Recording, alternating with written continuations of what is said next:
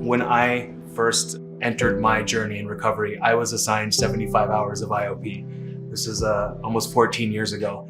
And where I went was in a hospital, and the entire program took place in one room, and it was run by one counselor. Addiction as the way we used to do it, addiction treatment, we're going to give this to you, was about information. And, information is, quick and cheap.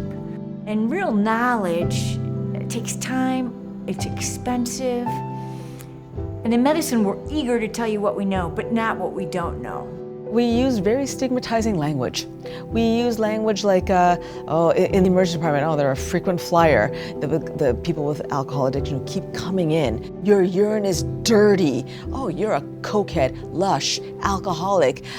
We have no shortage of derogatory terms that we use to label people with addiction. A lot of our patients struggle with addiction, and so for me that's something that's important because my mom was addicted to opiates. She was a heroin addict for my entire life, and about 4 years ago now died of an overdose. My mom went to probably over 40 rehab centers in my lifetime. So I'd been to many, and the moment I walked into Above and Beyond and spent just a couple minutes, I knew that it was much different. I think the big difference in the way Above and Beyond does it and the way almost everybody else does it is that we are so much more willing to engage people in that liminal space, in that threshold. Because I really think that in the threshold is where transformation takes place. We are harm reduction with abstinence as an ideal goal.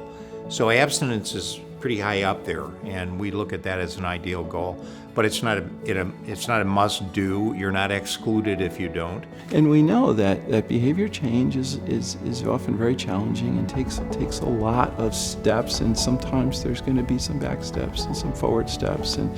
And with the harm reduction model, and what Above and Beyond does is they respond with compassion, which can be very encouraging and can help people to continue making positive steps as opposed to feeling shame, as opposed to feeling guilt, as opposed to feeling like, well, I can't do this. It's not a new concept. It's been around for decades.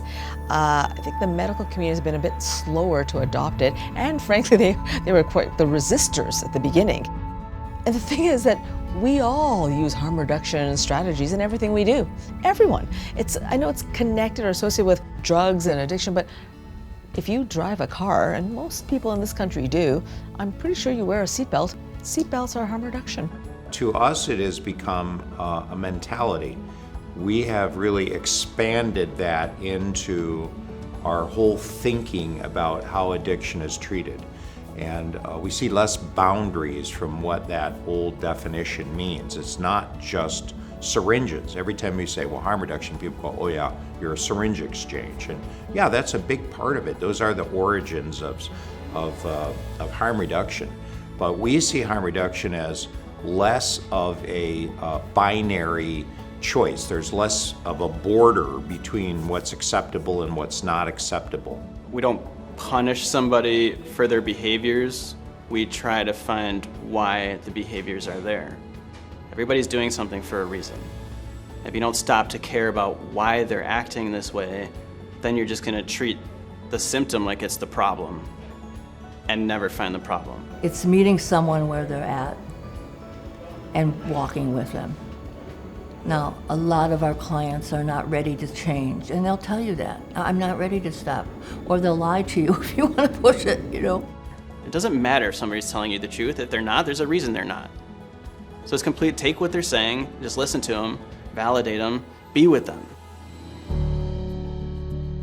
In the trauma community, I think there's a lot of desire to not just treat people's injuries, but how to, send people back into the community with hope and with a plan to address the non-physical trauma that they experience. I like to think of this place as community healing. So people who are in our building tend to be from the neighborhood or adjacent neighborhood. treatments. So they're with people who, you know, are of a similar background, who may have had similar experiences as them.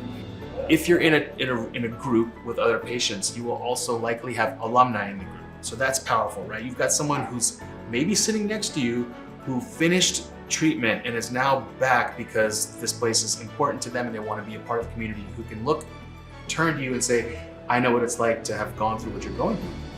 We have built a community here, and we have people that have been coming in here 7, 8 years. We have people that have been coming in here since we began.